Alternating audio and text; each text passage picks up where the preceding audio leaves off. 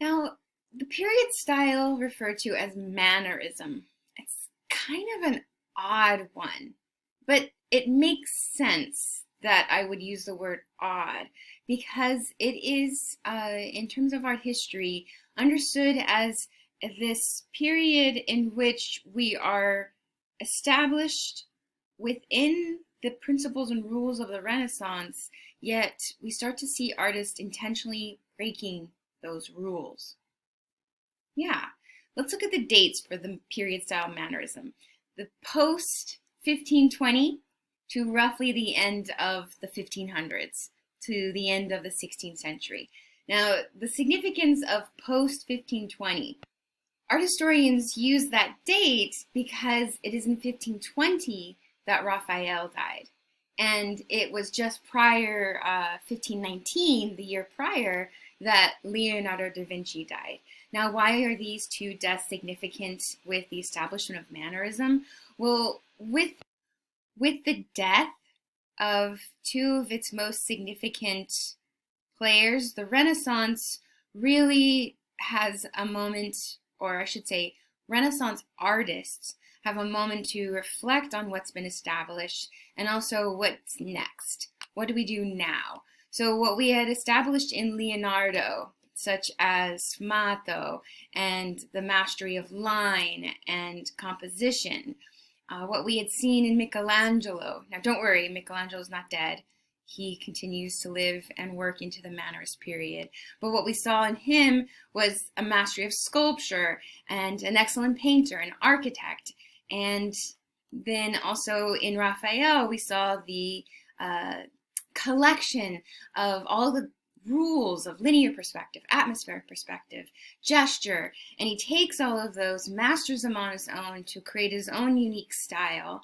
And just because I want to give us some architecture, Bramante, we see in Bramante the establishment of the rules of balance and composition in architecture. But all of that to say, what now?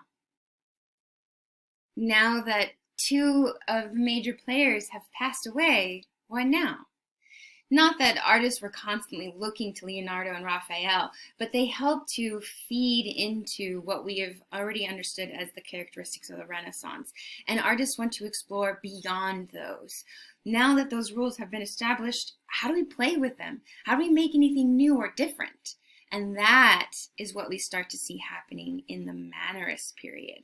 The term mannerism comes from the Latin maniera, which means styled or mannered.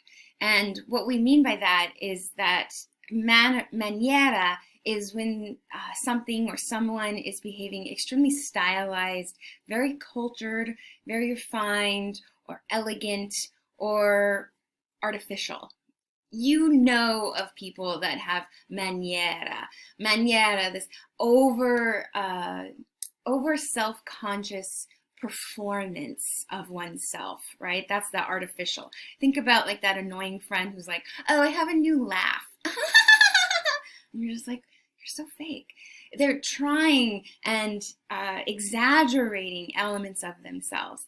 Maniera, mannerism. And those same ideas are what we see in the visual arts during the Mannerist period.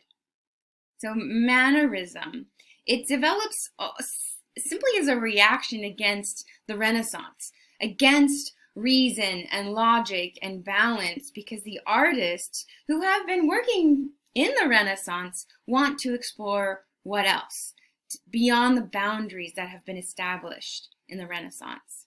Now, I don't often do this, but because it can be difficult sometimes to identify mannerism, I'm giving you a list of bullet-pointed characteristics. Yeah, so maybe like take a screenshot, pause me. Did you pause me? Anyways, pause me and write this down. Let's read it together, and then we're going to see these characteristics, maybe not all of them at once, but we'll see a majority of these characteristics within the Mannerist works. So mannerism, a style that emphasizes artificial and contrived imagery not derived directly from nature. Did you hear that? Did you see that? Artifice, artificial, contrived, not natural. Those are all things that we're going to be seeing in the artworks. And they come in the form of hyper-idealization, distorted human forms, exaggerated poses, sour color palettes, staged and awkward movements, ambiguous space, and imbalanced compositions. Now, these might sound a little odd whenever you're writing them out and listening to me listening to me list them. But what I said before, we're going to be walking through these artworks and seeing how these come into play. Hyperidealization simply means things are like too perfect. They're too pretty, they're too smooth, like airbrushed, photoshopped to deformity. Distorted human forms, that idea of distortion where it's a human form but it's not quite right, which is something that we wouldn't see in the Renaissance. Exaggerated poses. What I mean by that is not just like, oh, I'm going to write in my journal, but I'm going to write in my journal. Oh, very exaggerated. Sour color palette, think of like lime greens and lemon yellows and harsh oranges, right? Staged and awkward movement. Staged and awkward movement are going to be like, maybe I'm going to pick a book from the shelf, but it's going to be this exaggerated pose so that everybody can see the book I'm picking out. Oh, yes. Ambiguous space literally means it's ambiguous. Where are we? What am I looking at here? Am I up? Am I down? It's too dark. It's too bright. I can't see what's going on. And then imbalanced compositions. Well, that's totally different than what we knew in the Renaissance, right? Renaissance was all about balance. And balance was harmony and logic and reason and perfection.